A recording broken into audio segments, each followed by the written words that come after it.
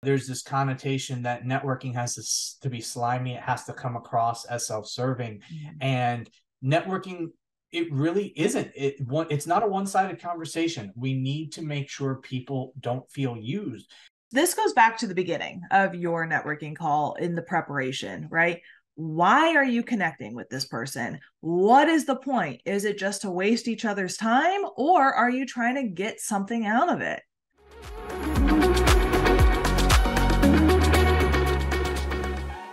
Hi, everyone. Welcome to today's episode. Kara and Jack are back.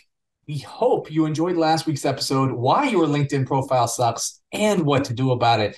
If you're struggling in your job search, you're feeling your LinkedIn profile is not delivering you the results that you're looking for, go back and give that a listen as we gave some actionable tips and ways to improve your profile so that you can keep connecting and up-leveling your career. Yeah.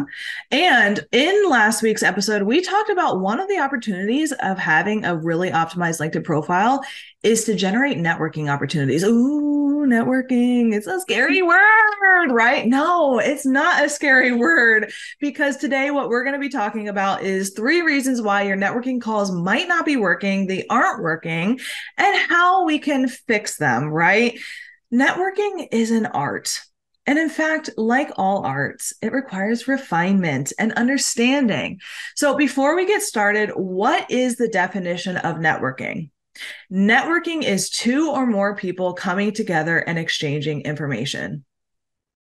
Wow, that sounds scary, right? No, it's not that scary. In fact, most likely you're probably quote unquote networking every single day. You're networking with people you know, people you don't know, at your job, in your personal life. And when you think about it that way, I'm hoping it helps eliminate some of those big scaries that people have around the word and the term networking. Many job seekers that we speak to, they told us that they need to network to land their next role. And in fact, we agree. You've heard it said, it's not what you know, it's who you know.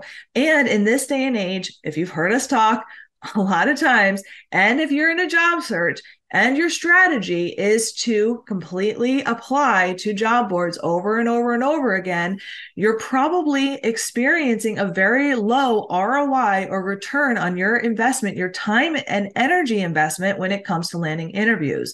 If you want to increase those odds, land more interviews, networking is a great approach to do it. But if you haven't mastered it yet, we're going to go ahead and cut through all the fluff, all the stuff that makes a difference in order to make sure that we're increasing the effectiveness and minimize some of those nerves, right? We've pinpointed some of the 3 most common reasons why professionals like you stumble during networking calls, both before, during, and after. So we're going to serve up the problems and the solutions to make sure that your next networking calls are going the way that you want. Are you ready? I'm ready. Let's do it. Jack, what's the first problem? The first problem, it's the lack of preparation. Yeah. The biggest issue people run into in networking is not knowing how to conduct themselves through this process.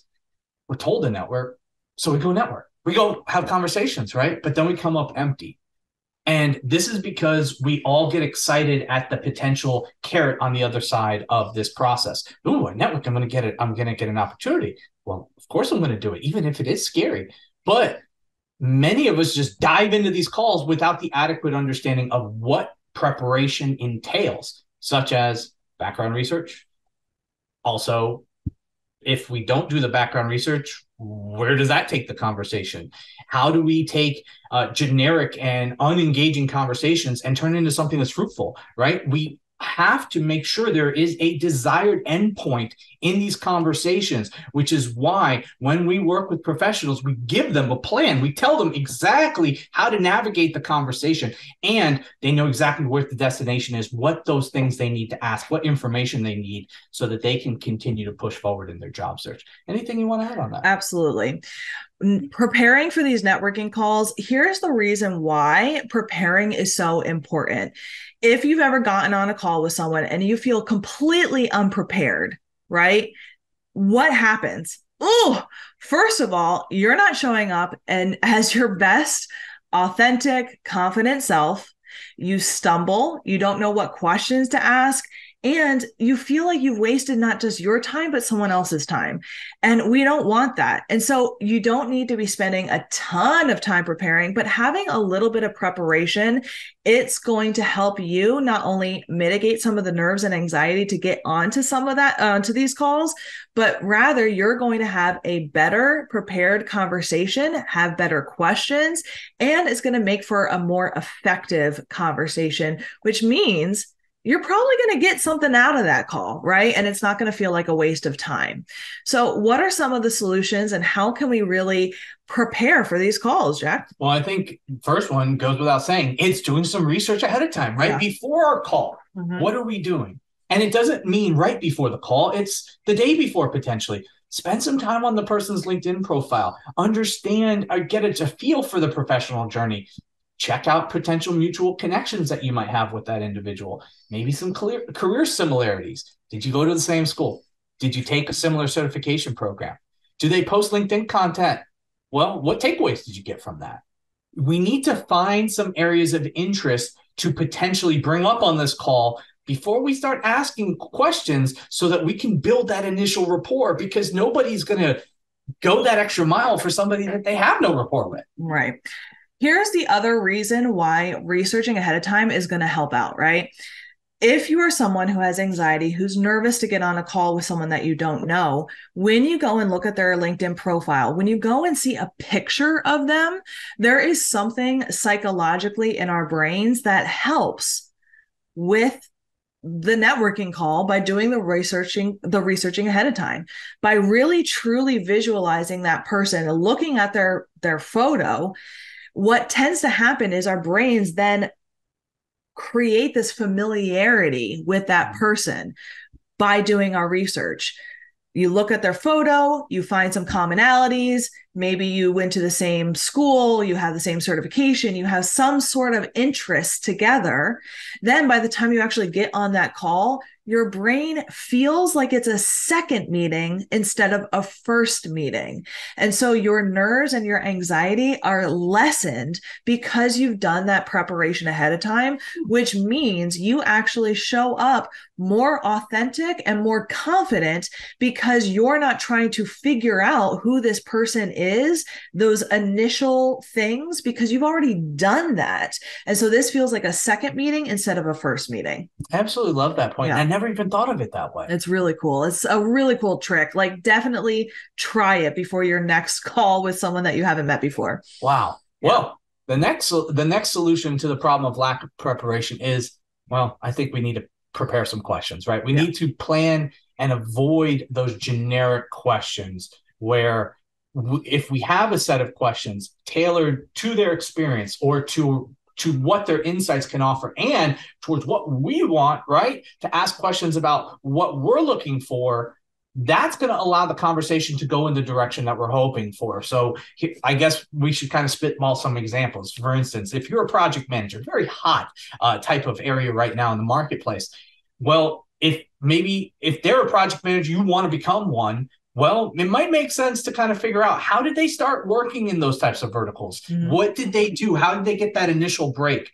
Maybe you can talk about the company that they're currently working at, see what types of projects they're working on, what types of opportunities are there to potentially maybe come in at a bottom level to work underneath them if they see you have a skill set that aligns with what they're needing for those types of roles. Mm-hmm. Really allowing somebody to kind of leading the other individual through the call is going to be key. Mm-hmm. If you're not sure how to kind of start the conversation, well, look at the company that they're at. We need to kind of break the ice a little bit.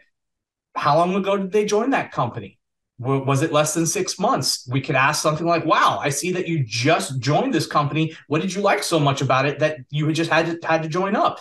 Ask a little bit about the hiring process. Talk to them a little bit about how their first onboarding process was. Would they recommend this to a friend? All of gathering that information. What are some other potential things that you would probably ask when planning questions?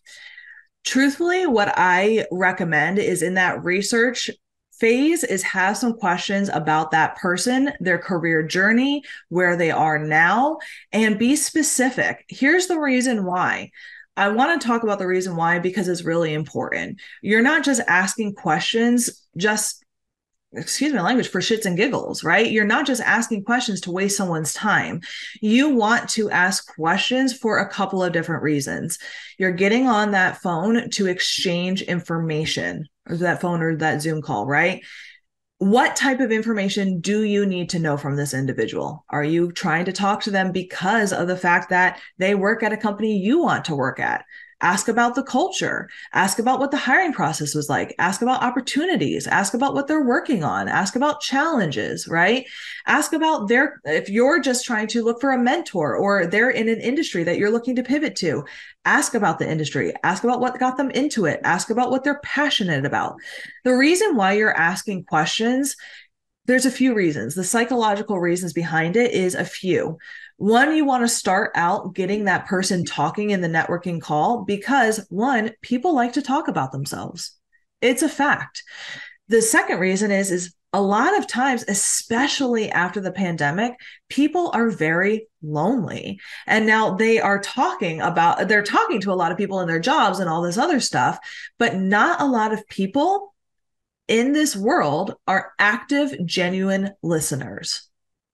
So when you are asking these questions and planning these questions, I want you to be planning these questions with the idea and the plan to be actively and genuinely listening. So ask questions that you truly care about. Don't just ask questions just for the hell of it, right? So actively and genuinely listening with excitement to truly hear these people's stories. This is going to, again, get that person to honestly like you, right? Like you, because we've all met people who ask us questions and then don't care about the answer. They're just thinking about what they're going to say next.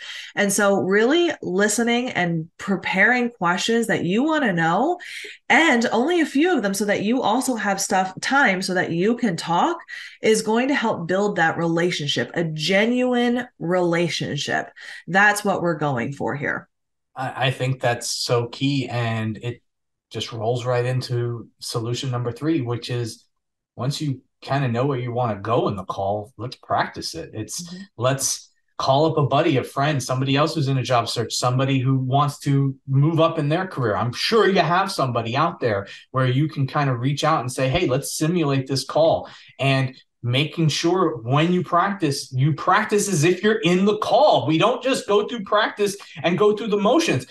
Make sure you sound confident. Make sure you feel informed. Make sure you're prepped for the practice session. Don't just show up and wing it. Also, it's very important when we're building rapport to make that other person feel valued. So making sure that you're asking questions about them, like Kara said, because if we're learning about them and they're starting to lean in by giving you information, well, now at that point, we are on the road to be able to ask tougher questions and the information that typically would not be available to us. Mm-hmm. Absolutely.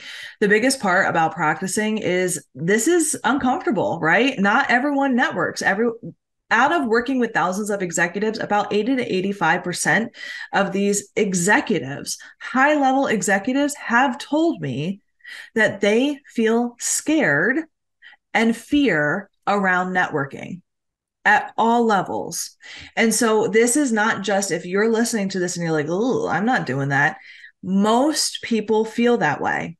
However, when asked after doing networking how they feel when someone comes to them and asks for help, they feel excited. They feel valued. So there is this misconception around networking that I can't go and ask for help, but if someone asked me for help, I'd be thrilled. So networking is something that is critical, but people don't know how to do it. So practicing and role playing. And what I always recommend also is recording yourself on Zoom so that you can see yourself and how you interact, which is going to be uncomfortable, but doing that so that you can get better and better as you go. So the next problem, number 2, it's the me syndrome. Ooh, let's go hurt. Networking is not just not just about us. Well, we've already kind of talked about this a little bit in the first one, right? It's about providing value. It's a two-way street, but a lot of times people feel weird and they feel awkward about networking because they feel awkward about asking for help. Yeah, and I think also there's this connotation that networking has to be slimy. It has to come across as self-serving, Mhm. and networking it really isn't. It's not a one-sided conversation. We need to make sure people don't feel used. So we need to use language that's not going to bother asking them about their career, and we also need to make sure that we're doing the hard work and getting to know them early on in that call so that this way they can start leaning in. We can build that bridge to actually get the information that we're looking for. Mhm. And I think the solution is it's quite illuminating. We kind of talked about some of these earlier, but one, it's active listening. Mhm. It's active listening. How can we build rapport and ask questions in a conversation if we're not hearing what they said? If we have an agenda of the questions we need to ask and we're just waiting for our turn to jump in, well, unfortunately, what's going to happen is that other person is probably just going to shut down. They're going to shut off, and that call is going to end very, very fast. And if we're not asking follow up questions when they say something interesting or responding to something that they're passionate about, right, and that body language isn't there, potentially that can stop the networking call before we really even get going. Mhm.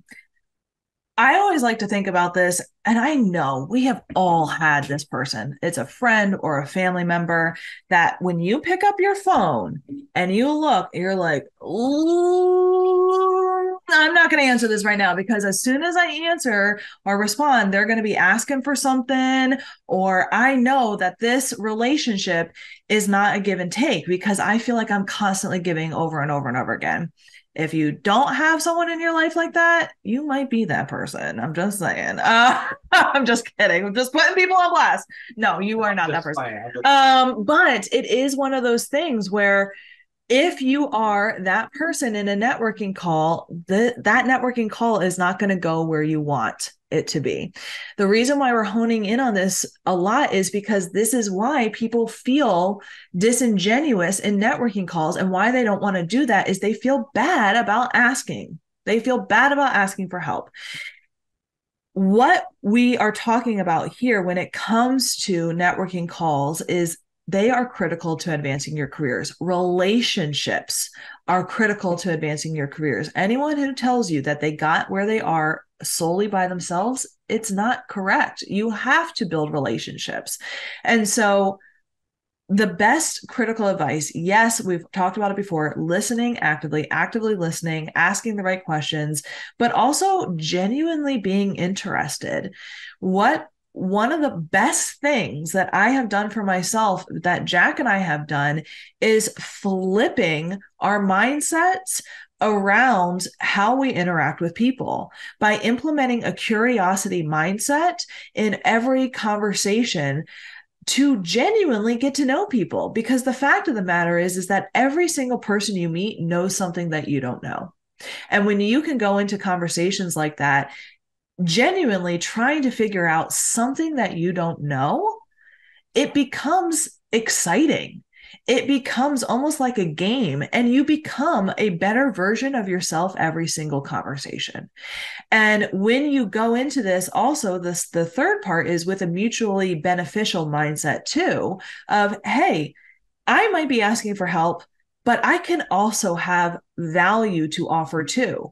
Whether I end up working with this person, or I connect in with someone else, or just genuinely I give a nugget of information or advice that maybe they didn't know. It could be as simple as that. All of a sudden, you can drop that mindset of, I'm needy, I'm asking for help, they're not going to want to talk to me, blah, blah, blah. And instead, it becomes two genuine, experienced professionals getting together, exchanging information, and finding out where the mutual rapport, beneficial win-win solutions are. And that's how you become effective at networking. And that's truly all it is coming together, getting curious, and finding the opportunities. I think we kind of just brushed over the fact that the genuineness is key, is a solution to this, because if you can't be genuine and showing interest in someone else, right?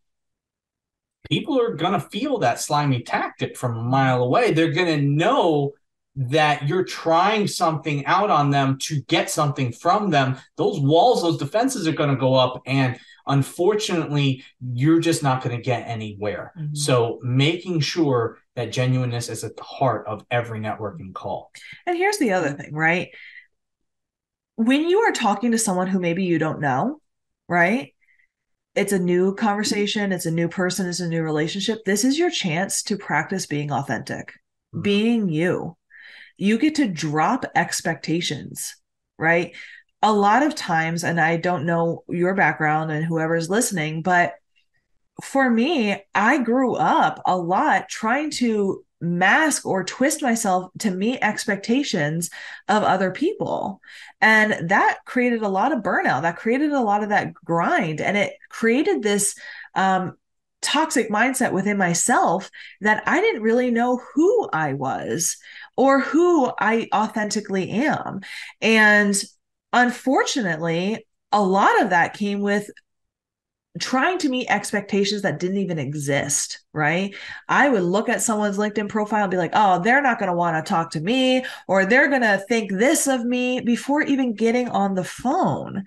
And I had to flip that around and create a curiosity mindset and a mindset of winning, of we are going to find opportunities. I'm going to learn something. And at the very least, I've made a connection, right? And when I was able to flip that around instead, and it's a chance to be authentically me. If they're going to like me, great. If not, I'm going to learn something from it. I got to practice being me and dropping the expectations of what I had. And in this day and age, authenticity is one of the highest currencies, because so much with the upcoming generations, they value transparency and authenticity because they've seen previous generations get caught up in the fakeness and the inauthenticity. So if that's something that you're looking to do, genuine interest truly means being authentic and meeting people where they are. I love that. I mean, that one really hit home. Mm-hmm. I could appreciate that because both of us took unconventional career paths to get to where we are. Yeah. Most people do. Yeah. I really appreciate you sharing that. Yeah. So the third problem that we see in the networking issues that individuals fall into, it's ineffective wrap up and follow up of your networking calls. Because most individuals, if we're having a successful networking call, we feel great. We're having all the good feels. We can get very easily rose-colored glasses on, oh my God, I did this right. This is going so well. And then all of a sudden the time is up and we've got to go. And we haven't put any calls to action, or we haven't actually really solidified what the next steps are going to be in terms of how we're either going to follow up with this individual, or did we get what we wanted on the call? And if we didn't, did we set something on the calendar to touch base in a few weeks to compare notes? Did we make sure to have the tough ask at the end of the call to say, hey, I love this conversation. I think this was very beneficial.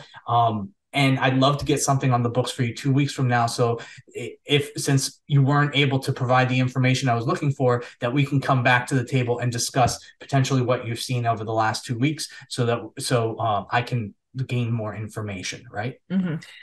This goes back to the beginning of your networking call in the preparation, right?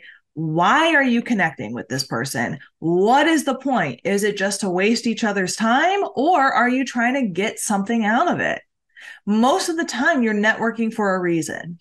You're either networking because you're in a job search, you're networking to learn more information about a potential opportunity, a potential company, or you're networking because you genuinely need information in a mentorship capability. They know something that you're trying to gain more information on, etc., right? This is probably the biggest problem that I see when it comes to working with our clients. Again, executives, right, of all levels, when it comes to networking. They have no problem once we get over kind of that mindset barrier of, oh God, I'm gonna have to get on conversations with people.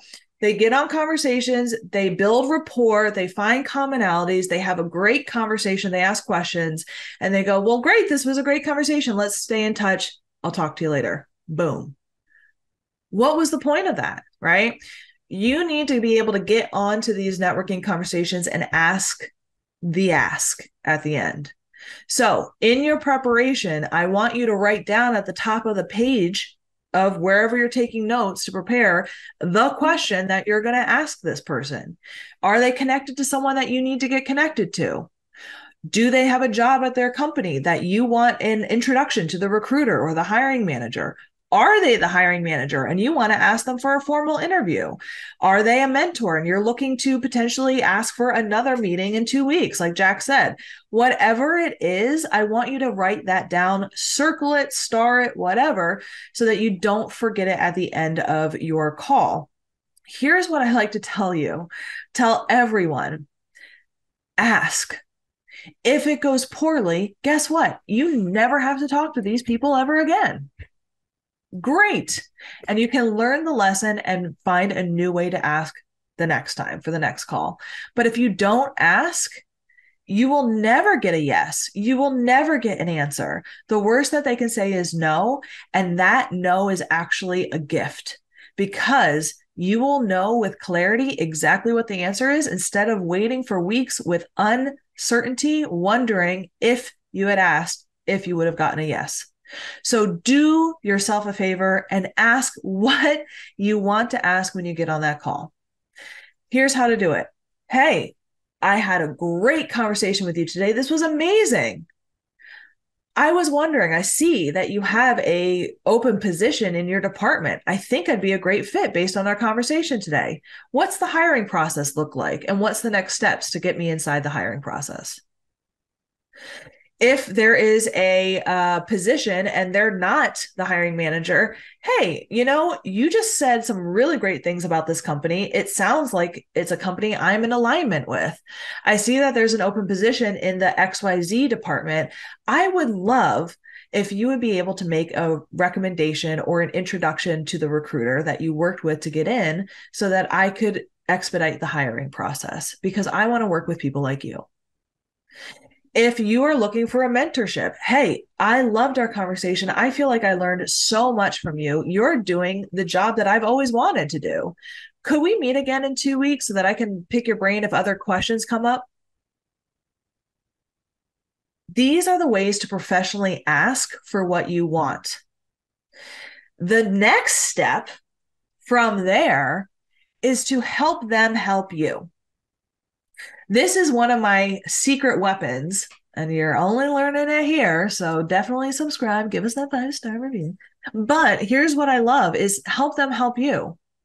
Because a lot of times people might agree on the networking call and they'll be like, I would help this person 100% because I just had the greatest conversation. They would be great in my department. I absolutely hang up the phone, check their email, a fire just happened.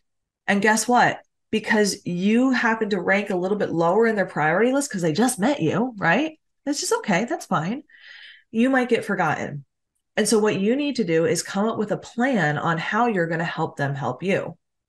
So for instance, if you're looking for them to make an introduction to a recruiter for you, you're going to ask, hey, you just spoke so highly of this company. It sounds like a great place to work. I saw that there's an open position that I think I'm a really great fit for. Could I use you as an employee referral? And would you happen to make an introduction to the recruiter so that I can get in to the hiring process? Yeah. So that sounds great. I would absolutely be happy to do that. It was a great conversation. We need people like you here. Awesome. You know what? In order to help you with that, why don't I send you over my resume and a short introduction about who I am so that it helps you make that introduction to the recruiter a little less taxing on you? Would that help? Yeah, actually, that would be great. Awesome. What's your email address? Boom. Now you just secured their email address so that you can follow up with them. And you're making it so easy for them that all they have to do is copy and paste or forward your email to the recruiter that they have to do it, right? There's no way that they're going to forget. Even if a fire just blew up, by the end of the day, they're of course going to forward your email because you made it so easy, right? So this is what I always recommend when it comes to, at the end of your networking calls, have a plan of action. If you don't know what the plan of action is, ask yourself these two questions. Where's the opportunity and what's the next step? And then the follow-up question is, how can I make it as easy as possible?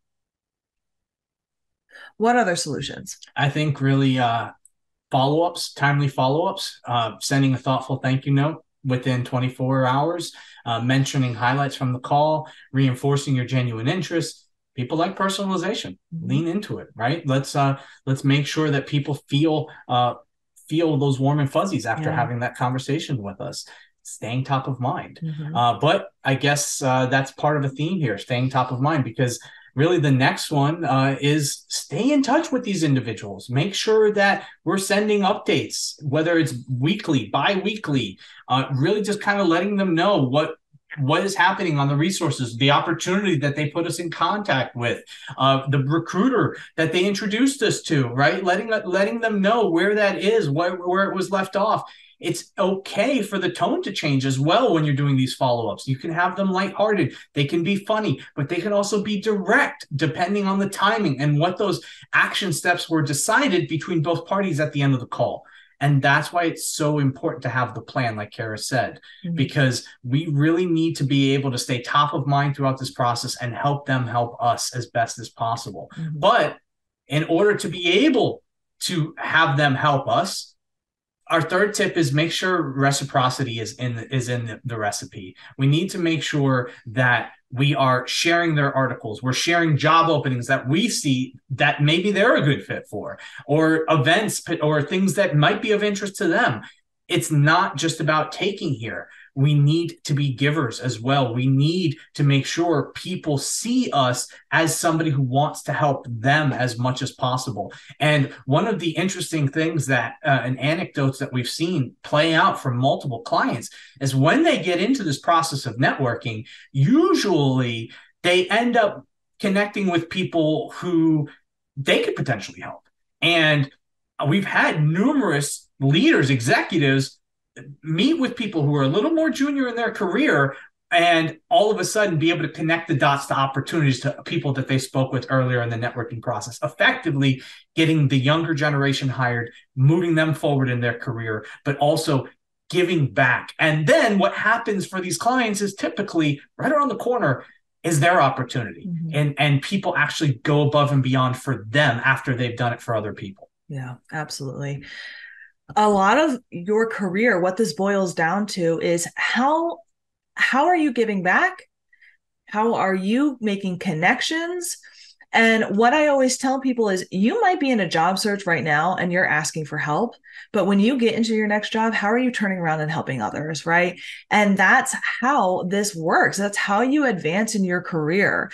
If you're sitting there and you're just slamming job applications over and over and over again without talking to people, it's really hard to sell your value. It just is. Recruiters are talking to 8, 10, 12 people a day. And so that's not always the best way to get yourself into companies and advance your career. Plus, this is going to go very well when it comes to all aspects of career advancement. If you're in a job where you're trying to learn new skills, professionally develop, if you're in a client-facing role, if you're looking for opportunities to make an impact in your role, there's going to be quote unquote networking that needs to be done. You're going to be networking in the first 30, 60, 90 days of your new job by meeting new people, exchanging information.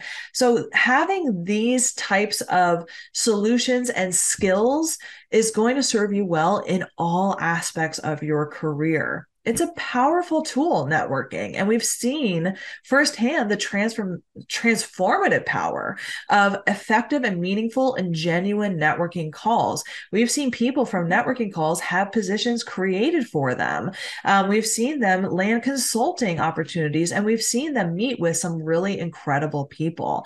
So networking interactions, again, they're built on genuine interests, mutual growth, and authentic connections. And what's really exciting if you are still a little bit nervous about this, we now have a solution for you on www.optimizedcareers.com, where we have a mini course called the Networking Blueprint. This is literally my networking blueprint. It is my networking framework for calls, as well as how to identify company advocates and companies that you want to work for. It has a tracker, it has PDFs, it has all this other stuff. And I believe it's selling for under $150 on the website. So if that's something that you are really looking to invest in when it comes to really getting networking calls right, go ahead and check it out at optimizedcareers.com. We also have a suite of products and services for resume writing and for your job search. If you had a recent networking win, share it with us. We love success stories. But until next time, stay connected and stay inspired. Thank you for tuning in to the Career Advancement Academy podcast. Make sure to stay tuned for episode 12 next week. Don't make these interview mistakes if you want to call back. If you enjoyed today's episode, take a moment, subscribe to our podcast, and leave us a 5-star review on your favorite podcasting platform, because your feedback means a ton to us and it helps others discover the Career Advancement Academy. Have a good one.